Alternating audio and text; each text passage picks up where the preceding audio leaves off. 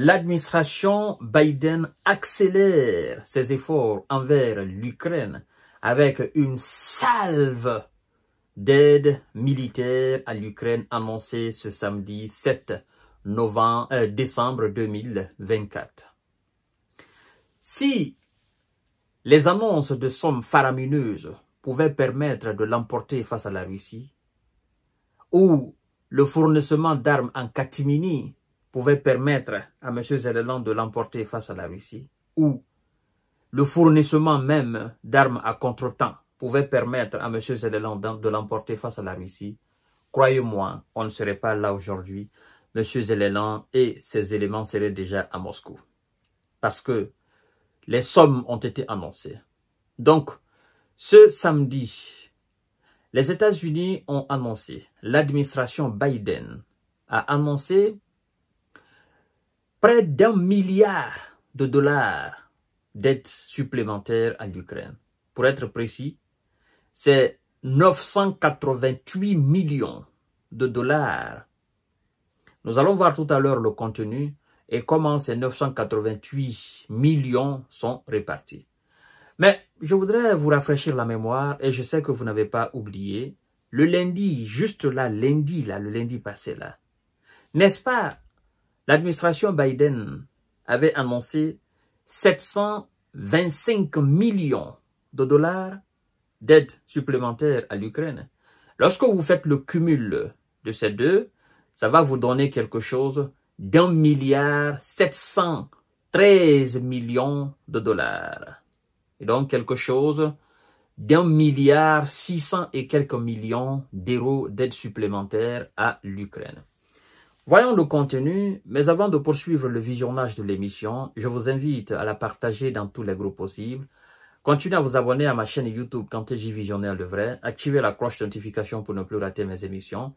Je vous invite également à vous abonner à ma page Facebook, le géopolitologue, pour ceux qui sont sur Facebook, et priez de partager la vidéo dans tous les groupes possibles.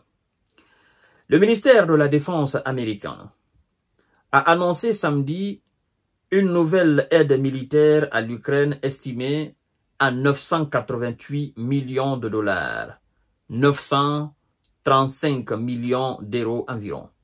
Elle comprend des drones, des missiles pour ces systèmes de lance-roquettes HIMARS, une assistance accrue pour la maintenance cruciale d'équipements, a précisé le Pentagone dans un communiqué. Cette aide, mesdames et messieurs, sera fournie via un mécanisme par lequel de l'équipement militaire est acheté à l'industrie de la défense ou des partenaires plutôt que d'être tiré des stocks américains et ne devrait donc pas être, voilà, disponible à court terme pour que l'Ukraine l'utilise sur les champs de bataille. Bon, arrêtons-nous d'abord là, parce que c'est une information qui crée de la joie. En même temps, lorsque vous lisez le contenu de l'information du communiqué, il y a de l'amertume dedans. M. Zelensky et son armée ont plutôt besoin aujourd'hui, à l'instant où je suis en train d'enregistrer cette émission, ils ont besoin de maintenant, là. Maintenant, pas plus tard. Et donc, lorsque le Pentagone nous dit que cette somme sera effectivement dans la poche des industries de conception d'équipements militaires américains, mais aussi au niveau des partenaires, ça veut dire quoi? Dans le stock de l'armée américaine, il n'y a plus, premièrement. Deuxièmement, ils n'ont pas encore débloqué la somme. La somme est annoncée. La somme n'est même pas encore mise sur la table de ces industries. Et donc, il faut débloquer la somme, il faut la mettre sur la table des industries, des entrepreneurs à l'heure donc, et il faut fabriquer les munitions, les missiles. Et puis, il faut procéder à l'envoi de ces missiles, de ces équipements militaires sur le territoire ukrainien. Tout cela, laissez-moi vous dire, ça ne se fera pas avant 6 mois. Je vous dis bien, ça ne se fera pas avant 6 mois. C'est pourquoi ils ont dit, cela veut dire que ces armes ne seront pas disponibles maintenant pour être utilisées sur le territoire ukrainien.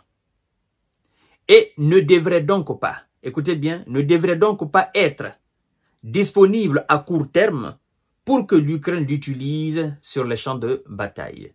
Et donc, si vous savez que ça ne sera pas disponible à court terme, à quoi sert d'annoncer? Ou bien vous avez besoin de cette communication, certainement pour vous faire peur à la Russie, vous faites peur à vous-même, vous vous manipulez vous-même. Et l'Ukraine en a assez de ces annonces qui ne changent absolument rien sur le champ de bataille. Et de continuer, l'annonce intervient après celle de lundi, comme je disais tout à l'heure, aide de 725 millions de dollars qui comprend une deuxième livraison de mines antipersonnelles ainsi que de l'armement anti-aérien et anti-blindé.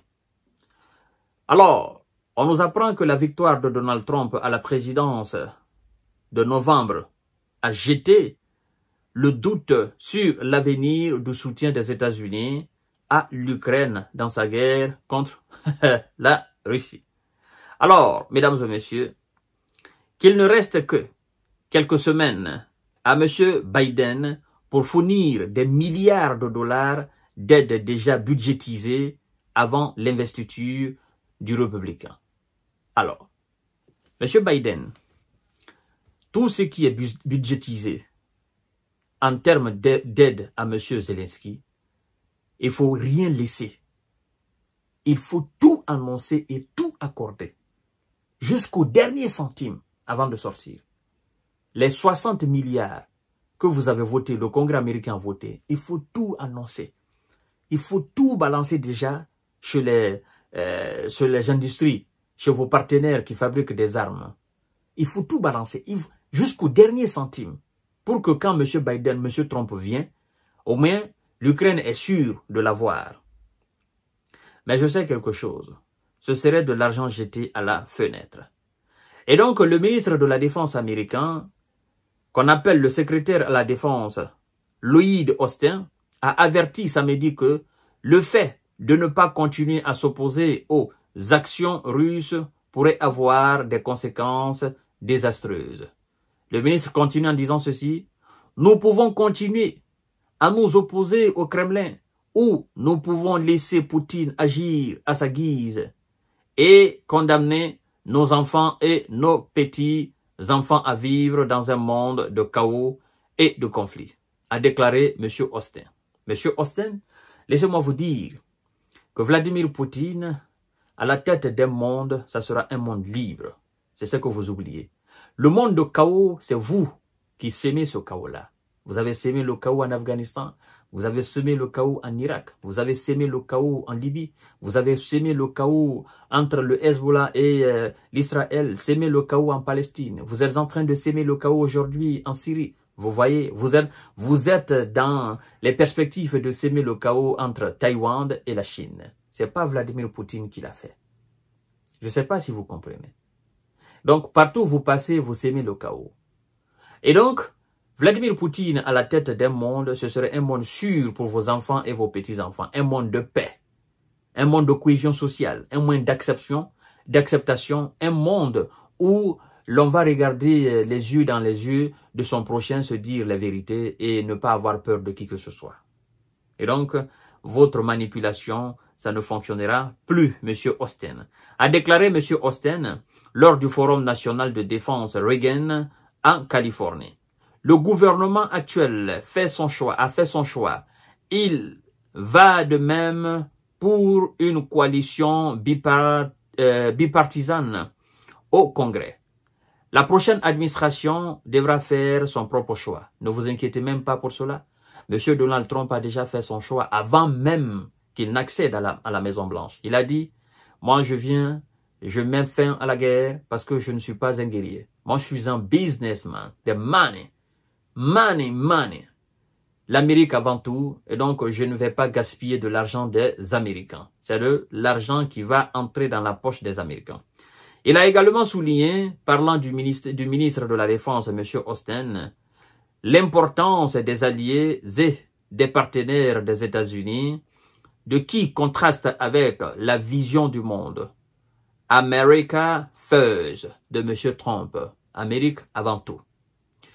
Voici la dure réalité militaire. Nos alliés et nos partenaires sont d'énormes multiplicateurs de force, a déclaré le chef du Pentagone. En fin de compte, l'Amérique est plus faible lorsqu'il est seul et l'Amérique est plus petit lorsqu'il est isolé. Donc, la faiblesse de l'Amérique, c'est quand l'Amérique est isolée de la Russie. C'est pas quand l'Amérique est isolée de l'Europe. Parce que l'Europe ne représente absolument rien aux yeux de l'Amérique. L'Amérique marche sur l'Europe. Donc, ce qui fait la force de l'Amérique, c'est sa collaboration avec la Russie.